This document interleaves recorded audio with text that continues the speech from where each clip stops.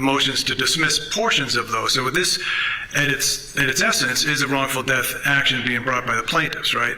So what you're seeking to do is to be allowed to amend these proceedings and to effectively bring in 10 other defendants for the claims that the defendants have against those third parties that aren't noticed here, right? So you've got to procedurally give them notice as well as the plaintiffs notice of this event before it goes to any adjudication by the court.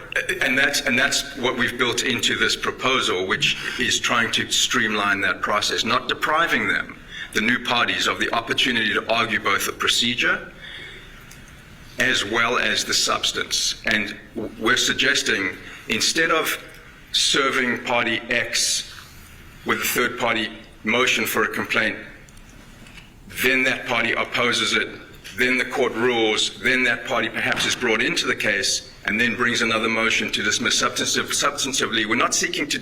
Isn't that what the rule requires?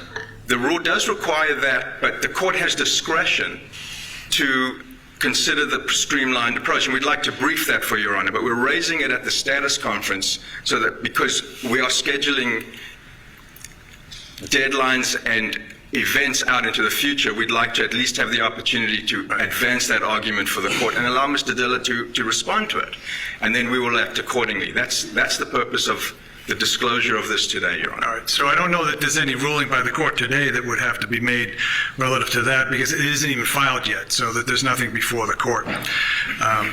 So ideally, what my instructions to the clerk's office by setting this event up was to get a trial date from you folks and then work backwards, like we would do with any wrongful death tort action, which this case is. I take exception to the defendant's notion that this is not just a tort action. It is. That's what it is. It's a civil case. I know there's a lot of people who are interested in this case, but at its heart, there are at this time eight parties involved in this case, correct? Yes, there's 5 for the plaintiff, and there's 3 for the defendants, 2 corporations and Ms. Reed.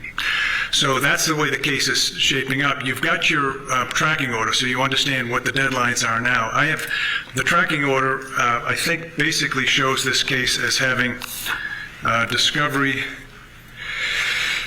Yeah, your discovery is supposed to close August of next year. Your Rule 56 motions to be done by October-ish of next year. Final pretrial conference February of 2027 with judgment by August 26th of 2027. So that's what the tracking order has in store as the case stands now, right?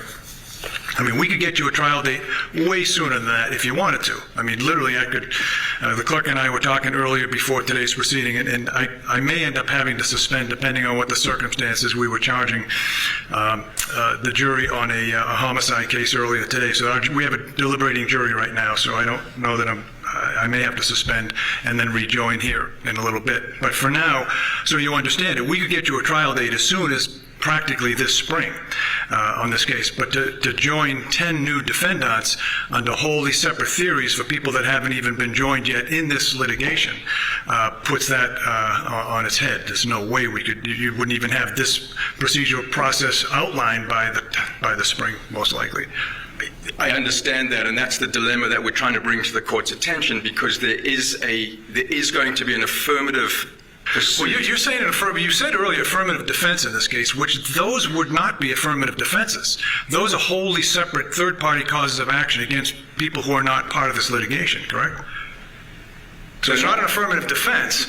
It's not an affirmative defense in the traditional sense, but it is part of the defense in the face of the wrongful death claims. The wrongful death claims stem from the same facts that the affirmative claims would be seeking to be pursued against. So it is the same set of facts. If we were to file a separate action, Your Honor, where Karen Reed is the plaintiff and these parties that I've identified are the defendants, we would be pursuing down 2 separate pieces of behemoth litigation when we can consolidate them at the same time.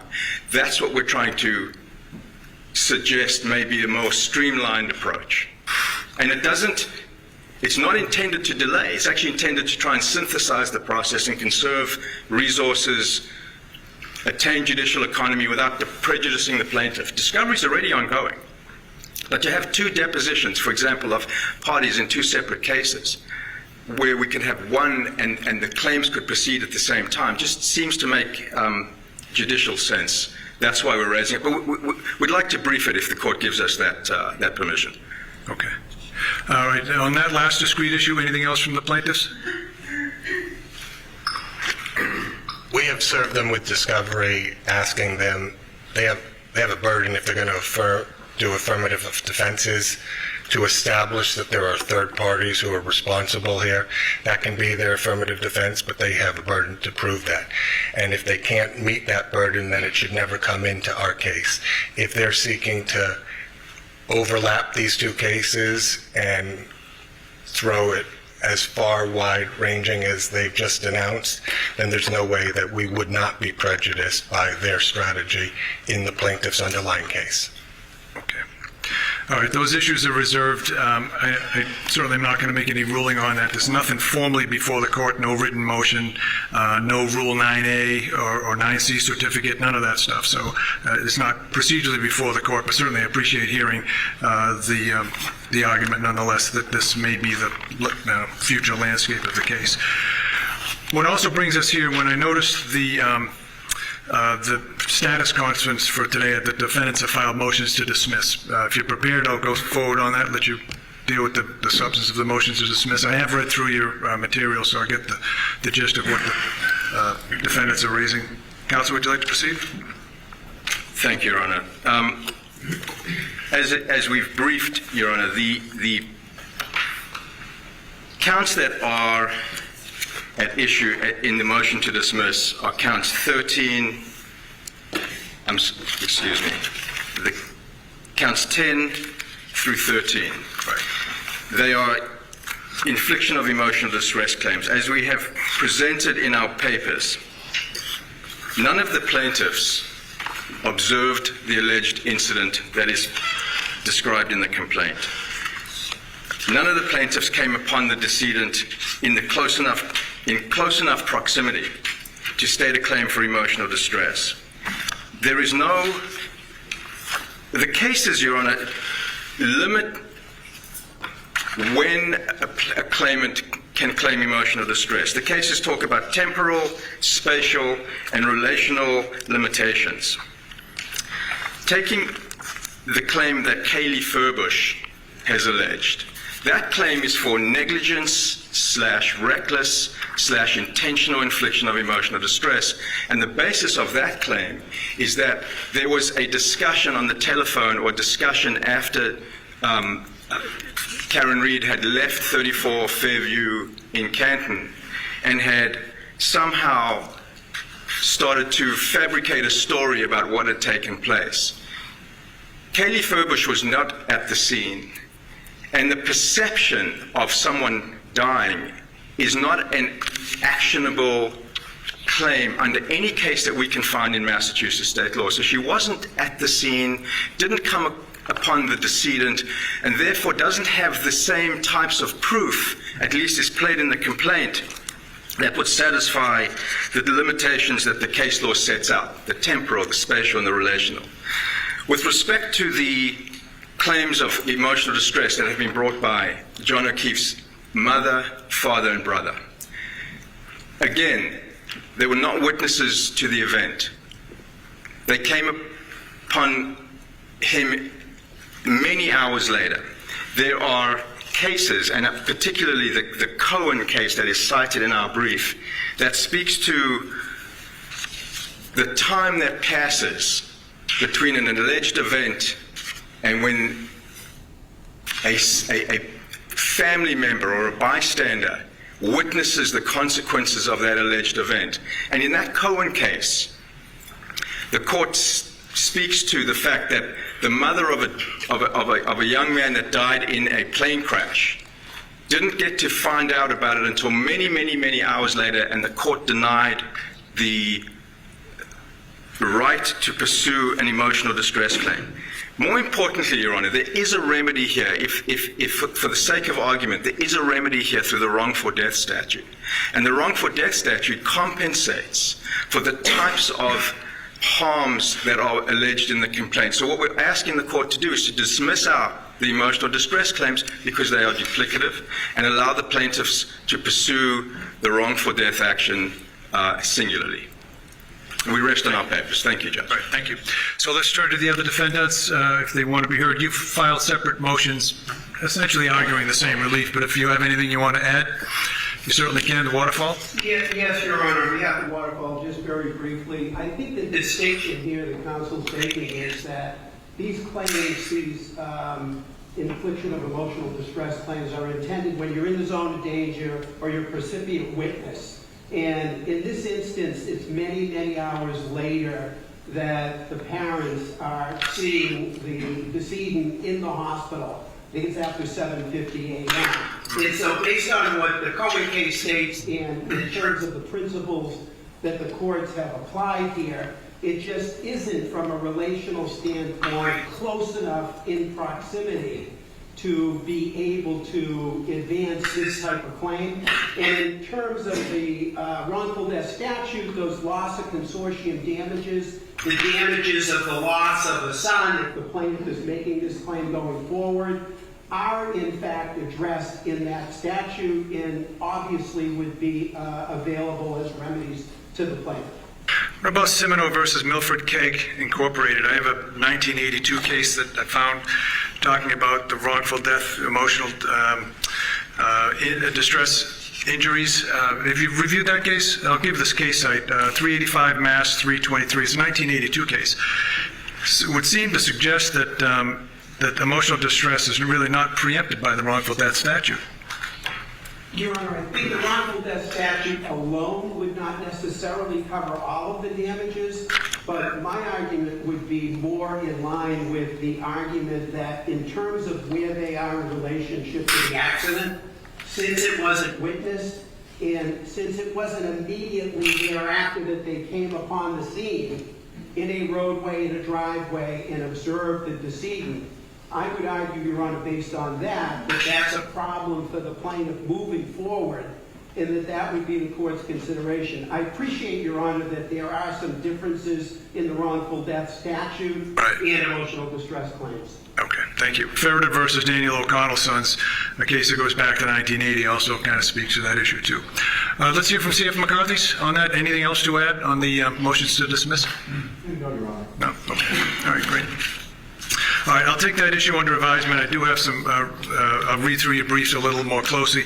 Allow us to... Yeah, of course. What I was going to say is that what will happen in just a few moments, I'm going to give the plaintiff an opportunity to respond to that. But I want everyone who's sitting here to understand that the comments I'm making now are not really doing other than just trying to tease out what the issues are. Motions to dismiss are not based upon the evidence, but rather on the allegations that are contained in the complaint. And those allegations, for purposes of a motion to dismiss, have to be accepted as true. And the question is whether or not the plaintiffs have stated a plausible claim under the case law, Iacchino and others that deal with this issue. So with that context, plaintiff, if you want to respond to both the motions to dismiss raised by, I should say, both the two corporate defendants and Ms. Reed. I do, Your Honor. Thank you. The question that's really posed for this court is, like you just said, assuming all facts are true, indulging every inference in the plaintiff's favor. Does the plaintiff's complaint plausibly suggest that plaintiffs are entitled to relief? The answer is yes.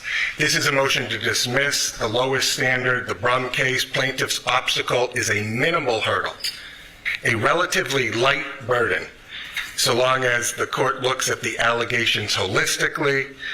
If relief to the plaintiff is plausible, by the cumulative effect of all the factual allegations pled, we survive the motion to dismiss standard and we move forward to discovery like we should in all cases and in this one. There are three arguments that my brothers have put forward in this case. We oppose all three of them as follows. Number one, the defendants incorrectly state the law by suggesting that NIED claims are subsumed or preempted by the wrongful death statute. Number two, Your Honor, the defendants improperly seek to limit the scope of NIED claims by creating an arbitrary bright line test for such cases. Number 3, Your Honor, the defendants failed to holistically consider the facts alleged and the known vulnerabilities of the plaintiffs when evaluating the defendant's extreme and outrageous conduct in violation of the infliction of emotional distress standard. I recognize that this court is not new to this case, and I recognize that most people already understand the facts, but I think it is important and significant that I at least highlight the ones that will be at issue here today. Throughout, we intend, like we did in the complaint, to refer to John O'Keefe as JJ. That is what he was affectionately referred to by his niece and nephew. JJ no longer has a voice. His life was wrongfully taken on January 29th, 2022. He lived a life of service. He was a Boston police officer, and his personal life, when JJ's older sister and brother-in-law tragically passed 2 months apart from each other, leaving 2 young children orphaned, JJ stepped up. He agreed to parent those children, to raise them as his own, and to support them. Fast forward to 2022, Your Honor. JJ is involved in a relationship with Miss Reed. It's been going on for a period of time at that time. January 29th, 2022, Karen drives drunk. She reverses her SUV. She knocks JJ down. She leaves him to die in the cold. And Reed knows that she strikes the plaintiff. Rather than seeking to help or calling 911, she returns to JJ's home. There, JJ's 14-year-old niece, Kaylee, a plaintiff in this case, is home alone, asleep. That's when Karen starts plotting. Now, it is significant for the facts for you to understand the context here. Karen Reed knows Kaylee well. She's been in her life for almost up to 2 years. She has served as a part-time maternal figure in her life. She knows that Kaylee is a vulnerable child, having lost 2 parents tragically. And 1 to 2 hours before JJ's body is ever found, before anybody knows his whereabouts, Karen Reed decides to wake up Kaylee in a panic. She tells Kaylee something happened to JJ. He's dead. He's been hit by a plow. Did I hit him? All to a 14-year-old child woken up from sleep who's already lost 2 parents. After provoking this chaos in the middle of the night, Miss Reed leaves Kaylee alone, vulnerable, shocked, and afraid. It's now 1 to 2 hours later. It's at or around 6 a.m. in the morning. JJ's injured body is now found. Right where Karen left him, buried in the snow, 911 is called. Now is when JJ's family learns of JJ's injury. JJ's injuries at this point enter into the O'Keefe's consciousness. At around 6 a.m., they rush to the hospital. It's 7:50 a.m. That's when the hospital pronounces JJ dead. And within minutes of being pronounced dead, that's when the O'Keefe family sees their son in the injured state that he was in as a result of the wrongful conduct. From January 29th forward, Your Honor, Karen Reed plots, she fabricates a conspiracy, she launches a public campaign of disinformation, and she involves a blogger named Turtle Boy. She leaks not for public information through him. She pits her followers against the O'Keefe family, and all the while, Karen knows that the O'Keefe family is also vulnerable, grieving another tragedy in their family. The O'Keefes and Kaylee suffer severe emotional distress. It's more than anguish and more than grief, and it is not overlapping with the wrongful death statute. So the first argument that the defendants made, they claim that JJ's parents are precluded from bringing NIED claims because such damages are duplicative of the wrongful death statute. We reject that argument. JJ's parents are the next of kin, and their emotional distress claims are not preempted by the wrongful death statute. They took their first shot across the bow by making that their primary argument. Presumptively, they did so because it believed it's their best argument. But the problem with that argument, as Your Honor has already pointed out, it patently misstates Massachusetts law.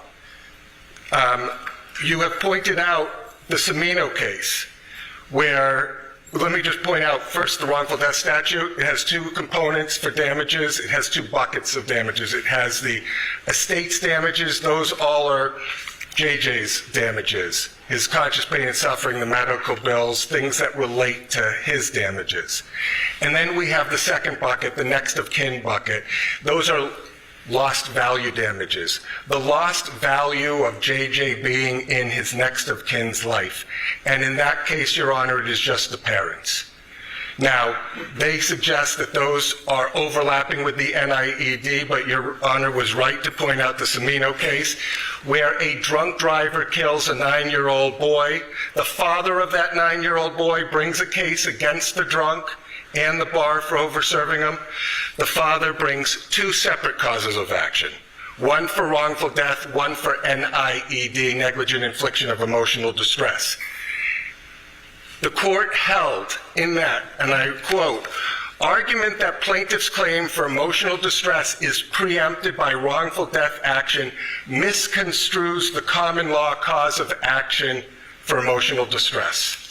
Emotional distress, as the concept has evolved in the Commonwealth, is a severe psychological shock directly resulting from experiencing or witnessing the effects of the defendant's conduct.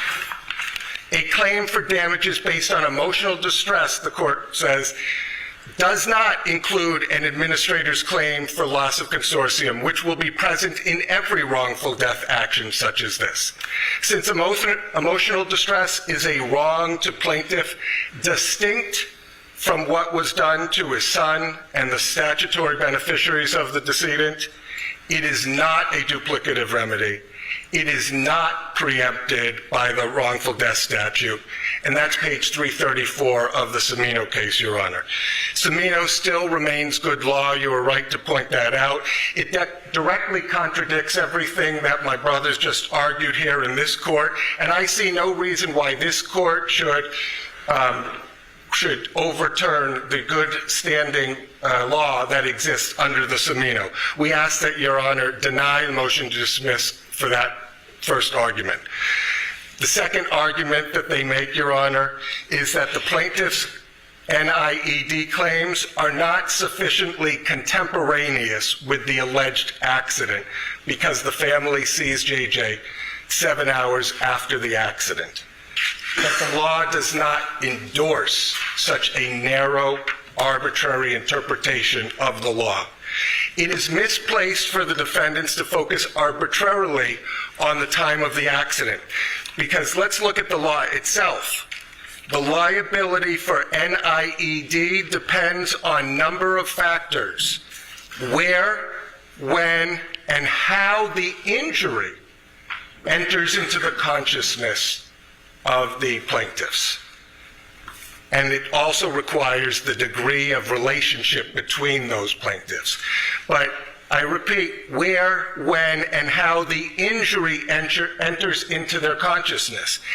It is misplaced for the defendants to suggest that it matters that plaintiffs were not at the scene of the accident. Because, as you pointed out, the Farrader case stands in the exact opposite, where the plaintiff who rushes onto the scene and finds his loved ones injured has no greater entitlement to emotional distress for that shock than a plaintiff who rushes to the hospital, so long as the shock follows closely on the heels of.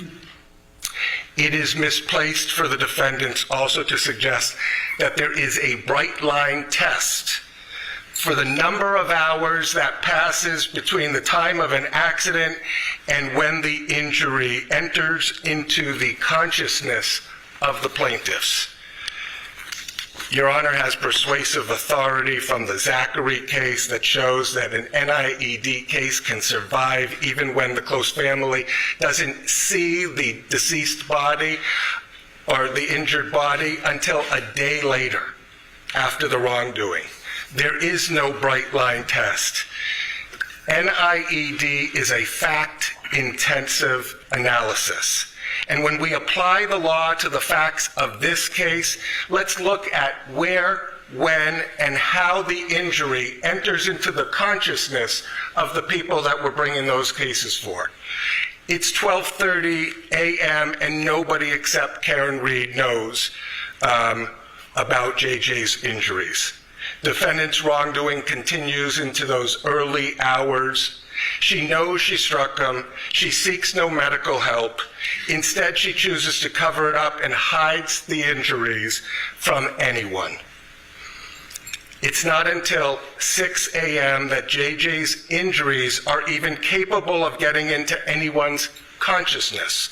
The O'Keefe family immediately learns of JJ's injury, and they, closely on the heels, they rush to the hospital, at which time they see the deceased body within minutes of him being declared dead. It is incredulous to think that a wrongdoer who hides the wrongdoing and the injury from anybody can be relieved of liability simply because the injury becomes knowable only after they disclose it. The defendant's cited cases are inapposite. They have no relationship to what is being asked of this court.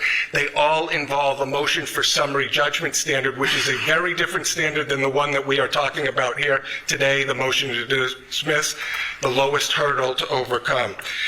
They try to equate it to a mother who learns of the rape of her daughter 7 months later, but that rape was known to other people within days.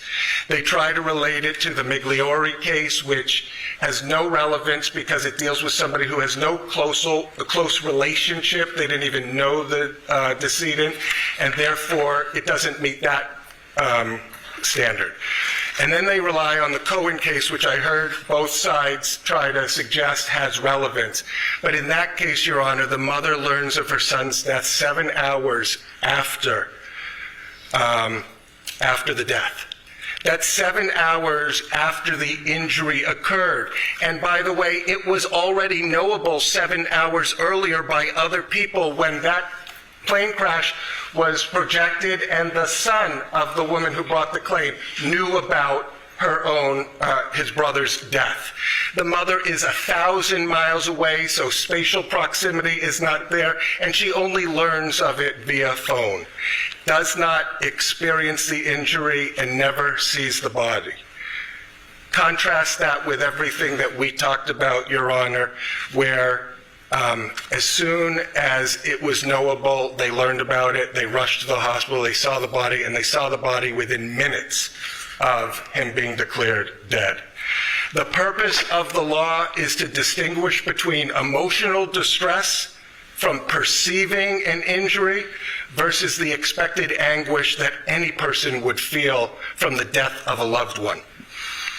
I want to talk briefly about Kaylee and her NIED claim to suggest because she wasn't at the scene or because she was not at the hospital that day and they tried to spare her of that does not suggest she doesn't have a right. In fact, she experiences the trauma, the panic, the chaos of the injury contemporaneous with Karen Reed waking her up in the middle of the night and exclaiming that her parental figure, the third that she has now lost, was dead, hit by a plow or her SUV. Notably, this enters into her consciousness before anyone other than the wrongdoer knows of the injury. To the extent that defendant seeks relief because Kaylee did not see with her own 2 eyes, I will refer you also to the Cohen case, which they cite for different reasons, but in it the language talks about sensory perceptions. To suggest that you can't use other senses in order to perceive and experience the injury or the injurious event is wrong. Otherwise, no blind person would have a legal right under NIED. We have many senses. We use them all the time. And when it enters into our consciousness, it's hard to undo of it. It is very different from learning that your close family member has died. That is upsetting. It will be upsetting to anybody. But to have experienced the event or the injury and enters into your consciousness, that is the very reason and the foundation why NIED exists as a claim. So on that second, we also suggest that you should deny it because they experience the injuries. Closely on the heels of them being knowable and perceivable to anybody. Third, Your Honor, the defendants argue that the intentional/reckless infliction of emotional distress claim should fail because there's no extreme or outrageous conduct directed towards the plaintiff. But when viewed holistically, the facts demonstrate that Ms. Reed should have known her extreme and outrageous conduct would be detrimental to these vulnerable plaintiffs. And I use the word vulnerable plaintiffs because it's relevant to our case law, Your Honor. It's misplaced to suggest that the conduct needs to be directed immediately towards those plaintiffs. As long as she should have known that the emotional distress was the likely result of her conduct, that's sufficient under the reckless infliction of emotional distress standard. So how do we evaluate what is extreme and outrageous? It's fact intensive, but the law does recognize that some critically important factors that need to be considered when evaluating what is extreme and outrageous. Plaintiff's susceptibility, defendant's knowledge of that susceptibility, and the relationship between defendant and plaintiff. The case law all suggests that that gives rise to extreme and outrageous conduct. In evaluating whether defendant's conduct was extreme and outrageous, the courts should consider whether individuals at whom conduct is directed is known to be particularly susceptible to infliction of emotional distress. Boyle versus Wenck, 1979 case we cited to, Your Honor. Our case law has recognized susceptibilities to evaluate extreme and outrageous conduct to be a recent hospitalization in the Boyle case, a cancer patient in the Harrison case, elderly or frail people in the Bailey case, or children, minors, based on their age in the Sarkonis case, all that we've cited to, Your Honor, and I'm happy to give you cites. The law in Roman versus Trustees of Tufts College says, as it relates to this, the court should put as harsh a face on the defendant's actions as the basic facts would reasonably allow. The relationship of a plaintiff to the defendant and her knowledge of the plaintiff's sensitivities is an important consideration in determining whether the challenge conduct satisfies the extreme and outrageous conduct. That's the Russell case. Let's talk about Cayley as it relates to the infliction of emotional distress. Should defendant Karen Reed have known that emotional distress was the likely result of her conduct? Was defendant's conduct extreme and outrageous? Those are the questions that ultimately we pose to a jury.